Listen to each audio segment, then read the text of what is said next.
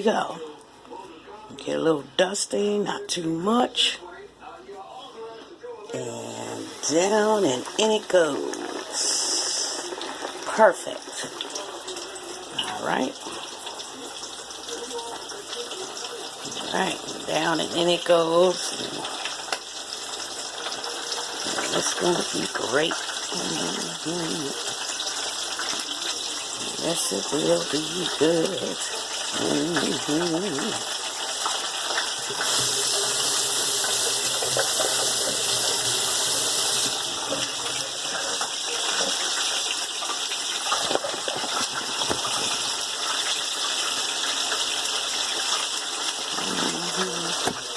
should be using a fork because I'm going to have to keep.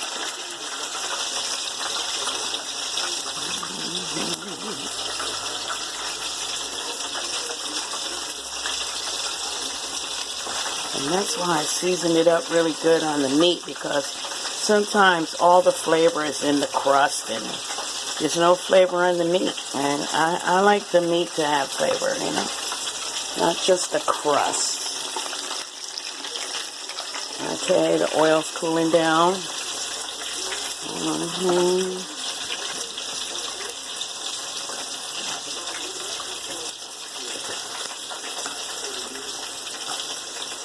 Put that in there. Make sure.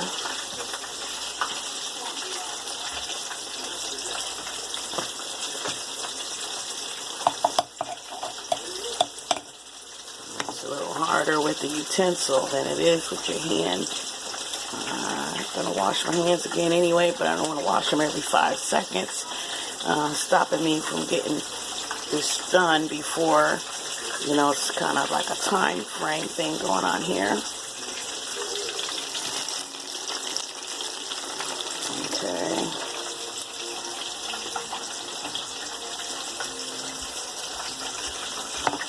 I should be using a fork, but right now I'm kind of short of time. That's why they say when you cook, you should always put everything in front of you that you need. Everything, even the fork. I had everything with the fork here in front of me. There's one in the drawer, but right now, like I said, it's a time thing. No trying to be stopping, looking for stuff. Right now, I'm trying to get this right.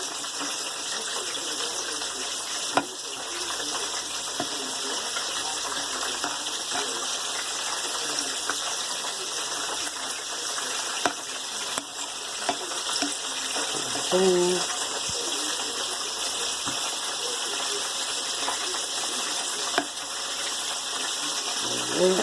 Some people use crunched up cornflakes, you know. I tried that once. I forgot whose recipe that was. And it came out. It was long before internet. And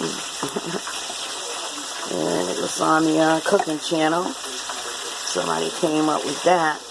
They didn't have any flour or whatever, and they crunched up some cornflakes. Made it real fine and small, and used it as crust. That's what they did. And I tried it once, and I did like it. And I did really like it. And as you can see, it makes a lovely crust.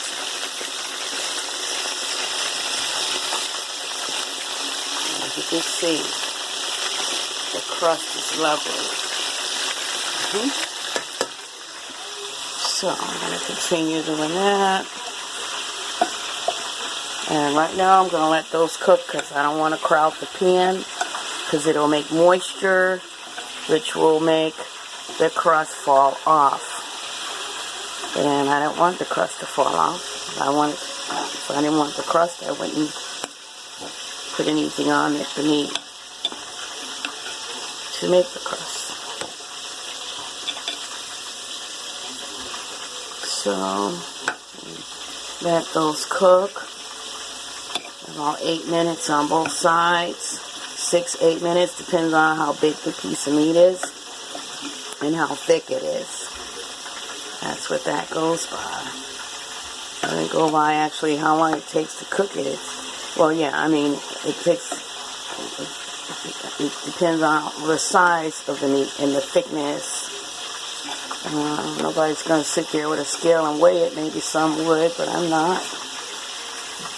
But I've been cooking since I was 8 years old, so I know how to kind of just know after a while. I used to time everything when I was 10 years old in 4th grade in the 4-H club when we started having cooking contests.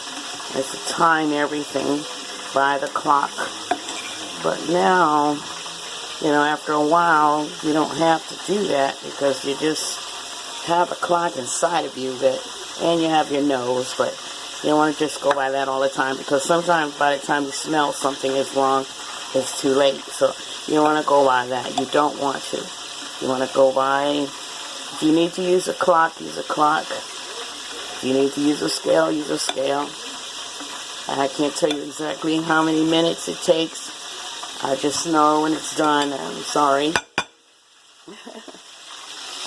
You can see there the plasma coming out. That means it's cooking on the inside, not just on the outside.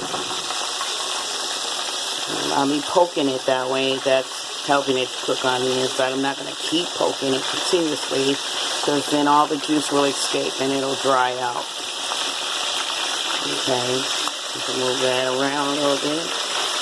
Just a nice room. Flip this one over.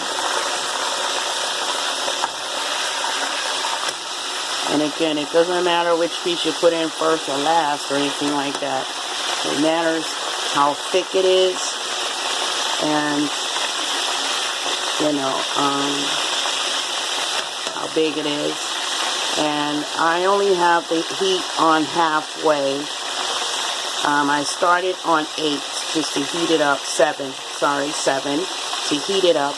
And I turned it down to, right now it's on 5.5, and that's medium heat. So I can cook on the inside. As you can see, there's blood coming out.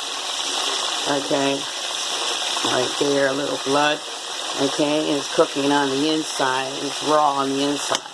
So just because it's brown doesn't mean that it's done. All right, peace, love, and light. This is the Songbird cooking.